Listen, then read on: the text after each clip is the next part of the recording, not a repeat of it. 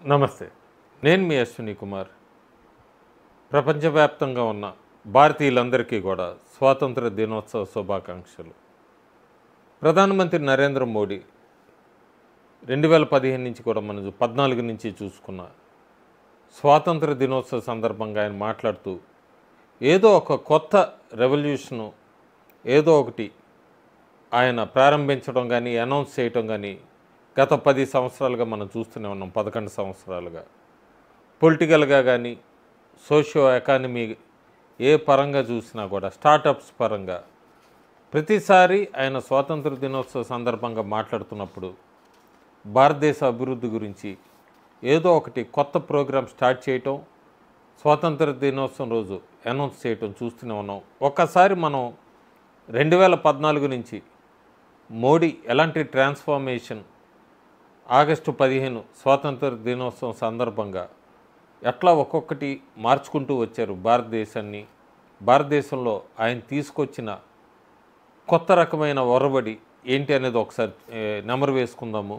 2014లో ఆయన మాట్లాడుతూ ఆయన ప్రధానమంత్రి జన్ధన్ యోజన దీన్ని 2014 ఆగస్టు 15న స్వాతంత్ర దినోత్సవ సందర్భంగా కూడా దీన్ని అనౌన్స్ చేశారు. ఈ ప్రధానమంత్రి జన్ధన్ యోజన ఇదంతా కూడా యాక్సెస్ బ్యాంకింగ్ ఫెసిలిటీస్కి అంతా కూడా యాక్సెస్ కలిగించేట్టుగా యూనివర్సల్గా దీనివల్ల కొన్ని నెలల్లోనే 17 కోట్ల మంది బ్యాంక్ అకౌంట్స్ ఓపెన్ చేశారు. ఫైనాన్షియల్గా ఇంక్లూజన్స్ అట్లాగే ఫార్మల్ ఎకానమీ అంతా కూడా మొత్తం అంతా కూడా మూవ్ అయింది 2014లో ఆయన తీసుకొచ్చిన దీని ప్రకారం. అదే సంవత్సరం ఆయన స్వచ్ఛ భారత్ అభియాన్ అని చెప్పి లాంచ్ చేశారు.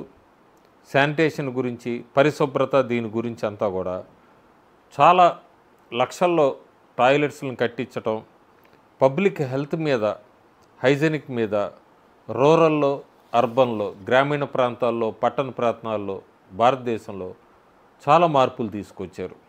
2015లో అయితే ఆయన మాట్లాడుతూ స్టార్టప్ ఇండియా అనౌన్స్ చేశారు. స్టార్టప్ ఇండియా క్యాంపెయిన్ అనేది అనౌన్స్ చేశారు ఆగస్టు 15, 2015లో. ఇది చాలామందికి కూడా ట్యాక్స్ బెనిఫిట్స్ అట్లాగే కాంప్లైన్స్ నామ్స్ని ఈజీ చేసినాయి, ఫండింగ్ సపోర్ట్ని. ప్రపంచంలోనే one of the largest startup ecosystems కింద భారతదేశం తర్వాత ట్రాన్స్ఫార్మ్ అయింది.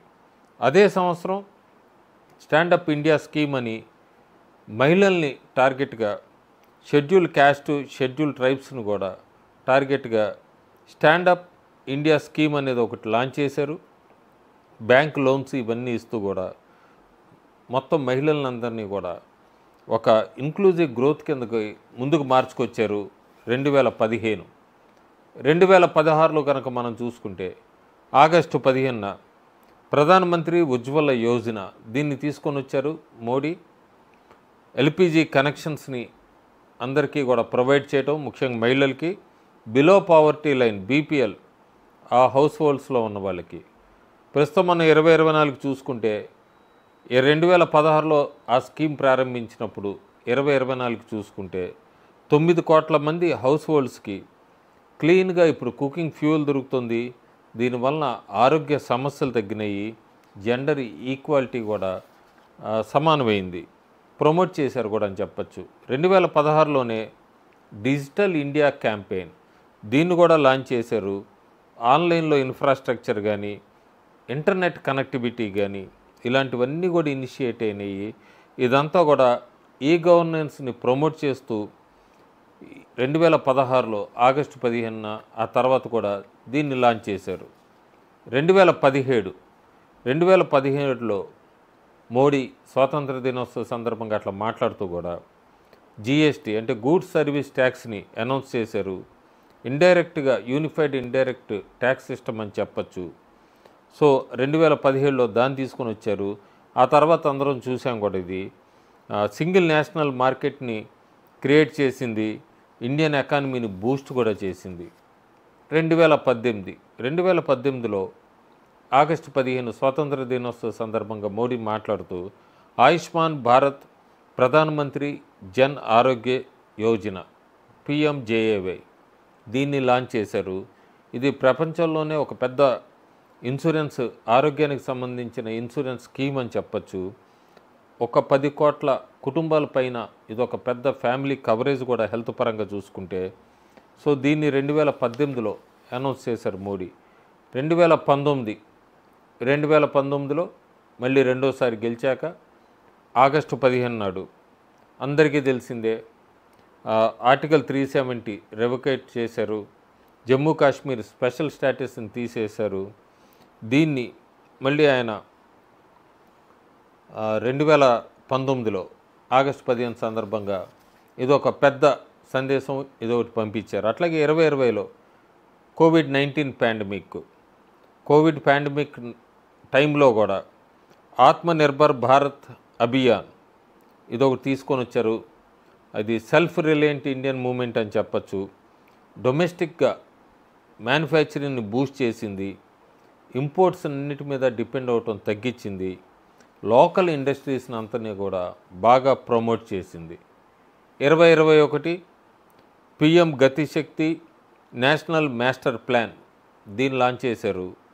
ఒక 100 లక్షల కోట్ల పైన చెప్పచ్చు ఇన్ఫ్రాస్ట్రక్చర్ కనెక్టివిటీ. నేషనల్ హైడ్రోజన్ మిషన్ను కూడా అనౌన్స్ చేశారు. పార్టీషన్ హర్రర్స్ని దానికి సంబంధించిన దాన్ని అంతా కూడా డిక్లేర్ చేశారు. 75 వందే భారత్ ట్రైన్స్ని 75 వారాల్లో కూడా అనేది ఒక గోల్ కూడా సెట్ చేశారు 2021 ఆగస్టు 15 నాడు. 2022 75 సంవత్సరాలు పూర్తి చేసుకుంది భారతదేశం స్వతంత్రం సాధించి. అందుకే మోడీ 5 ప్రాణ్ 5 ప్లెడ్జెస్ అనేదాన్ని ఒకటి ఆ రోజు ప్లెడ్జెస్ అందరితో చేయించారు. 2047కి ఇండియా డెవలప్డ్ కంట్రీ అవుతుందని, ఈ కలోనియల్ మైండ్ సెట్ని అంతా కూడా తీసేయండి అన్నారు. యూనిటీ, అలాగే సిటిజన్లో డ్యూటీ కాన్షియస్నెస్ ఇవన్నీ కూడా తీసుకొని వచ్చారు.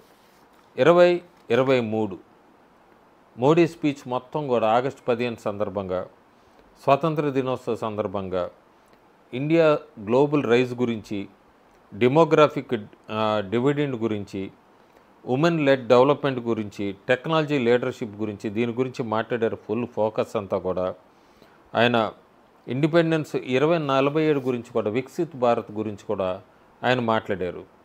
2024 నేషనల్ ఎడ్యుకేషన్ పాలసీ 2024లో ఆయన కొత్తగా అనౌన్స్ చేశారు.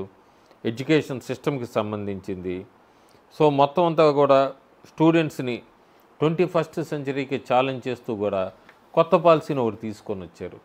ఇంకా 2025 నేను ఈ వీడియో చేసినప్పుడు మరి కొద్ది నిమిషాల్లో కూడా ఆయన మాట్లాడతారు.